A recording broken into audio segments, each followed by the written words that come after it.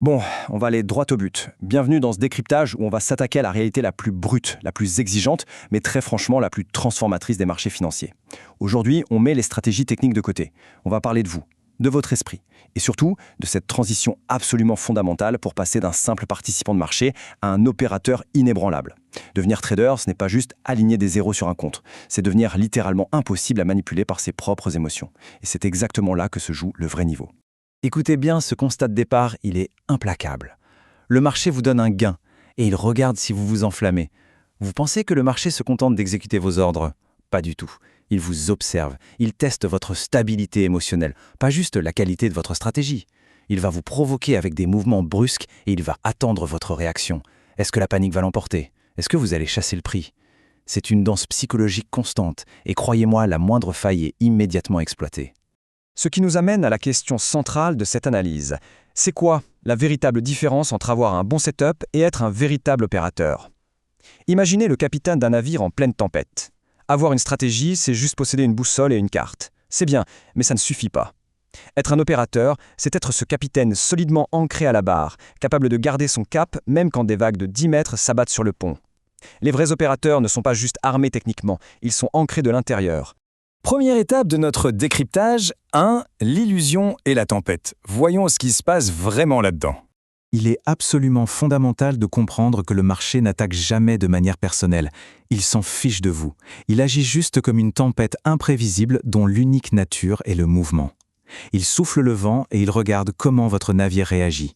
Il vous montre un mouvement hyper rapide, juste pour voir si vous allez courir pour ne pas rater le train. Il vous inflige une perte soudaine pour voir si votre désir de vengeance va prendre le dessus. Il vous offre un gain massif et guette votre arrogance. Il vous fait poireauter pendant des heures pour que l'impatience vous fasse faire n'importe quoi. Ce sont des tests de survie basiques, conçus pour faire ressortir vos réflexes les plus primitifs. Ce qui nous mène logiquement à notre deuxième point. 2. La coque brisée ou le fameux piège des émotions. Tant que votre navire est intègre, la tempête reste à l'extérieur. Mais votre vulnérabilité devient totale dès que vos émotions prennent le contrôle de votre souris. Et il y a 6 déclencheurs émotionnels majeurs qui viennent fracasser votre plan. D'abord, la peur, qui vous fait clôturer un trade gagnant bien trop tôt. Ensuite, le fameux FOMO, ce sentiment de manque viscéral qui vous pousse à entrer en retard. Il y a la revanche, où vous forcez une mauvaise position pour punir le marché. L'euphorie qui vous fait surleverager. L'ego, le pire, qui refuse d'avoir tort et déplace votre stop-loss. Et enfin, l'impatience. À chaque fois que vous cédez à un de ces déclencheurs, c'est un acte d'auto-sabotage. Troisième point, et c'est le cœur du sujet, le mythe de la machine contre la souveraineté intérieure.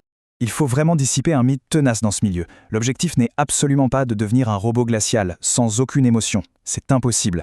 La vraie différence, elle est entre ressentir une émotion et agir sous son emprise.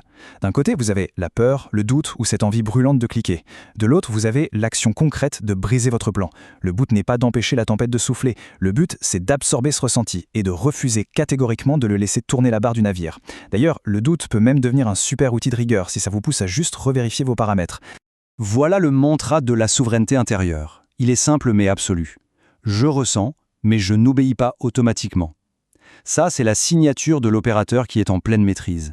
C'est le pouvoir de dire « Ok, le mouvement est super rapide, l'adrénaline monte, mais non, je ne poursuis pas le prix. » L'envie d'agir est là, elle crie, mais la validation stricte de votre plan reste votre unique boussole. La vraie liberté, c'est justement cette fraction de seconde de choix conscient entre l'impulsion et l'action. On passe à la 4e partie. 4. Maintenir le cap et reprogrammer vos réflexes. Ce travail intérieur, il est très exigeant. Il va vous demander de couper les ponts avec tous vos anciens réflexes de survie. Et la pilule la plus dure à avaler, la voici. Le problème est rarement le marché, c'est votre réaction au marché. Admettre que quand un scénario tourne au désastre, la faute ne vient pas d'une manipulation occulte des institutions, mais de votre propre réaction impulsive, c'est une révélation d'une puissance incroyable. Pourquoi? Parce que si le problème vient de votre réaction, ça veut dire que vous avez le pouvoir total de la modifier. Alors, comment on fait? Voici une routine en 4 étapes pour neutraliser une impulsion de trading. Étape 1, observez l'impulsion. Avant de cliquer, prenez juste conscience de cette tension dans votre corps ou votre tête. Étape 2, interrompez la réaction. Levez littéralement vos mains du clavier. Créez un espace de vide entre le stimulus et votre réponse. Étape 3, remplacez par le plan. Au lieu d'écouter votre ego, reconcentrez-vous sur vos paramètres stricts. Étape 4, reprogrammez sur le long terme. Répétez ça tous les jours. C'est comme ça qu'on cimente son ancrage émotionnel et que la discipline devient votre nouveau réglage par défaut. À chaque fois que vous faites ce choix, vous transformez votre point de vue psychologique. Refusez de céder au FOMO, vous bâtissez votre liberté. Encaissez un stop net sans broncher et l'accepter comme une leçon. Vous bâtissez votre maturité. Ressentir la douleur d'une perte, mais refusez d'aller chercher votre revanche sur le marché. Là, vous construisez véritablement l'opérateur. Et restez hyper strict après un énorme gain, sans prendre la grosse tête. Vous assurez votre stabilité. C'est en empilant toutes ces petites victoires sur vous-même que vous devenez un roc face à l'imprévu. Ce qui nous propulse vers notre dernière étape. Section 5, l'élévation de l'opérateur. C'est la vision haute de ce métier, le stade où la discipline devient votre seconde nature. Il faut redéfinir notre but ultime. C'est quoi la vraie liberté? On confond tout le temps liberté financière et le fait de gagner plein d'argent pour cliquer n'importe quand depuis une plage. C'est faux. La véritable liberté, c'est le détachement complet vis-à-vis des résultats immédiats. C'est le refus conscient d'obéir aux impulsions de l'écran. C'est rester exactement la même personne, avec le même calme plat, que vous veniez d'encaisser un gain massif ou de prendre une perte parfaitement exécutée selon votre plan. L'aboutissement de tout ça, il tient en une phrase. Quand le marché ne peut plus manipuler votre esprit, la vraie liberté commence. À ce niveau-là, la tempête peut bien hurler, les graphiques peuvent devenir complètement erratiques, honnêtement, ça n'a plus d'importance. Parce que le marché a perdu son emprise sur vous. La panique, la vengeance, tout ça s'évapore pour laisser la place à un capitaine dont la maîtrise de soi est totale. Pour conclure, je vous laisse avec cette réflexion. Si le marché n'est au final qu'un simple miroir qui reflète votre niveau de discipline émotionnelle, qu'est-ce qu'il reflète quand la tempête ultime frappe?